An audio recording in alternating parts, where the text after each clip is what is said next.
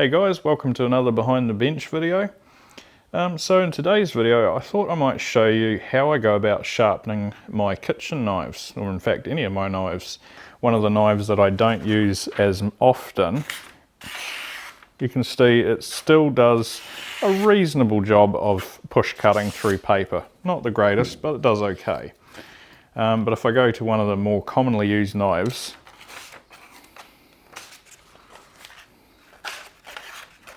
you can see it just, yeah, it does that. So if you're familiar with sharpening your own knives, you've probably got a sharpening stone similar to this one, where it's dual-sided, you've got a coarse and a fine side. And you can get knives reasonably sharp with these. This is actually a really cheap stone, it's not a good one by any means. But the problem with a human when we sharpen a knife is we can't hold the stone at the perfect angle to the blade. You know, humans tend to do a bit of this action when we're sharpening a knife.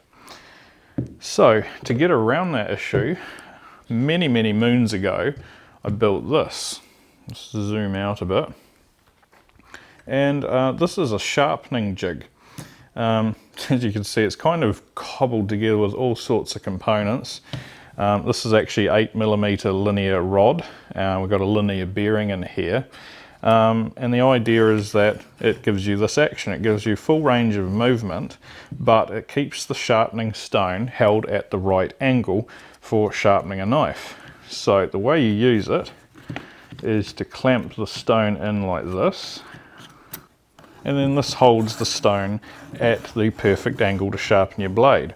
And then depending on whether you're using a big chef knife like this, you can move this fence back and forth as you need to, depending on the size of the knife you're sharpening.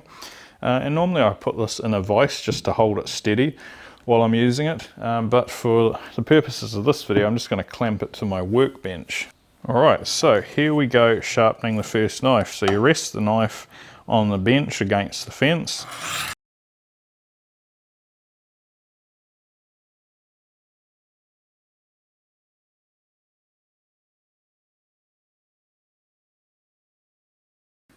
You can see just how good the bevel is formed on this blade. There's no rollover or anything. And you can also do a really nice job of sharpening all the way to the tip as well. So now I'm going to do the other side. Alright, so now I've got my bevel ground in on both sides using the fine side of the stone. But this stone is still far too coarse to actually finish off the blade so that it's razor sharp. Now, if I had a lot of money, I'd be going and buying some very expensive stones to further polish this, but the cheaper DIY solution is to use wet and dry sandpaper. Now this is 800 grit, so it's it's getting up there as far as fineness goes. I'm just going to put some soapy water on, and I'm going to place that under my stone, grip it around both sides, and then continue sharpening my knife.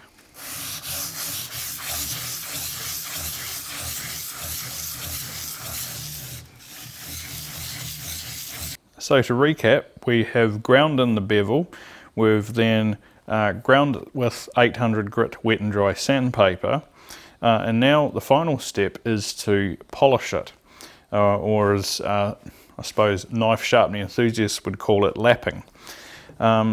Now ideally you'd want a piece of leather for this, but a microfiber cloth works really well, I've found as well. And for a polishing compound, I'm going with what I've already got at hand. So this is a Meguiar's product. It's their 105 Professional series. And as far as polishing compounds go, this is a pretty aggressive one as far as Meguiar's go. And I've found it works really well for sharpening knives. So, just going to put a small amount on my cloth here. And the edge of the blade is over here, of course, and I want to drag away from the edge like this, and then flip it over, do a few more passes. So with that done, the final test is to see if it will push cut through some paper. Yeah, no problem.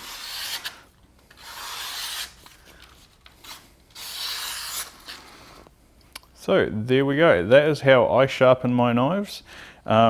It's a bit of improvised engineering going on here because I don't really have the right products to sharpen knives.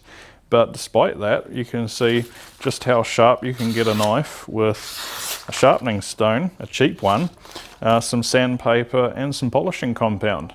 So I hope you enjoyed the video. See you next time.